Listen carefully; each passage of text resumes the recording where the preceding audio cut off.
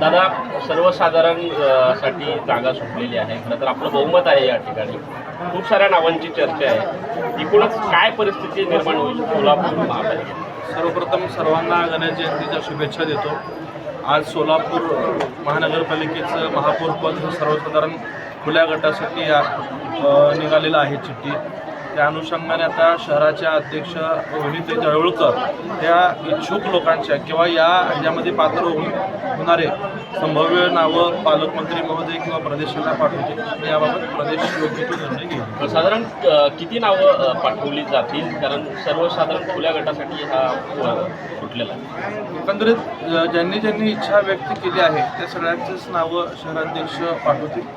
प्रदेश किंवा विशेषतः पालकमंत्री महोदय आवश्यक ते निकष ह्या निवडीला लावून त्यात जो नाव काय निकष काय असतील त्याबाबत मी कसं सांगू शकणार नाही. पण एकंदरीत पक्षाला काय वाटतं, पालकमंत्री महोदयांच्या एकंदरीत शहराचा त्यांचाही अभ्यास मोठा आहे. कोणाला दिलं पाहिजे हे जास्त तर तेच त्या ठिकाणी मानू शकतो. शेवटी प्रदेश त्याच्यावरती निर्णय बैठक कधीपर्यंत होऊ शकते, कधीपर्यंत निर्णय होऊ शकतो? नाही, अद्याप तर तसं याबाबतच्या काय सूचना नाही. कदाचित उद्या पालकमंत्री गोरेसाहेब सोलापूरला येतील, त्यावेळेस त्याच्यावरती चर्चा होऊ शकते.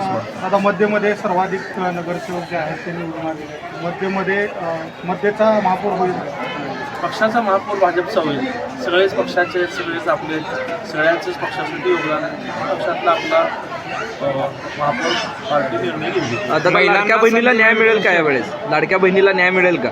इच्छा असणं स्वाभाविक आहे, परंतु एकंदरीत मागचे 5 वर्ष महिलांसाठी होतं. त्याच्यापूर्वी 5 वर्ष महिलांसाठी राहिलेलं आहे. अरुणाताई वागसे असतील, शेवंताताई पवार असतील, नलिनी चंदेले असतील, ह्या कालावधीत. आता तरी ओपन आहे म्हणजे ओपनचा अर्थ काय तर सगळ्यांनी त्या ठिकाणी इच्छा व्यक्त होणं वेळ नाही. पक्षाला जर वाटतं योग्य तर कसाही निर्णय होऊ शकतो. नाही असं म्हणता येणार नाही.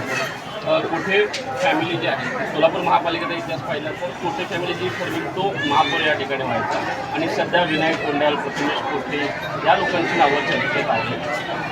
एखादं नाव फॅमिलीमधून पुढे येईल. तसं नाव पुढे येण्याचं काय कारण नाही. वास्तविक तर कालच मी सोशल मीडियावरती किंवा वरिष्ठांना एक तसं माझी भावना कळवलेली आहे की मी कुठल्याही गटाचा नाही. माझं कुठल्याही व्यक्तिगत गट नाही. भारतीय जनता पार्टीचा एकनिष्ठ कार्यकर्ता म्हणून काम करतो. विशेषतः मुख्यमंत्री देवेंद्र फडणवीस साहेब DF बॉस त्यांच्या नेतृत्वाखाली मार्गदर्शनाने आम्ही असतील, पालकमंत्री जयकुमार गोरेभाऊ असतील, सचिनदादा असतील, आम्ही एकंदरीत आम्हाला टीम DF म्हणून काम करणं जास्त आवडतं. दादा, ह्यावेळेस म्हणजे ज्या जुन्या चेहरे महापौर म्हणून दिसण्याची शक्यता आहे का नवीन जे आहे ते धक्कातंत्र दिसेल सोलापूरमध्ये? काय पक्षाच्या मनामध्ये आहे ते आत्ता आज मी सांगू शकत नाही. भारतीय जनता पार्टीचं एकंदरीत आजपर्यंतचा कामकाज पाहता काही या ठिकाणी करू शकतो. Okay, thank you. हीच बातमी.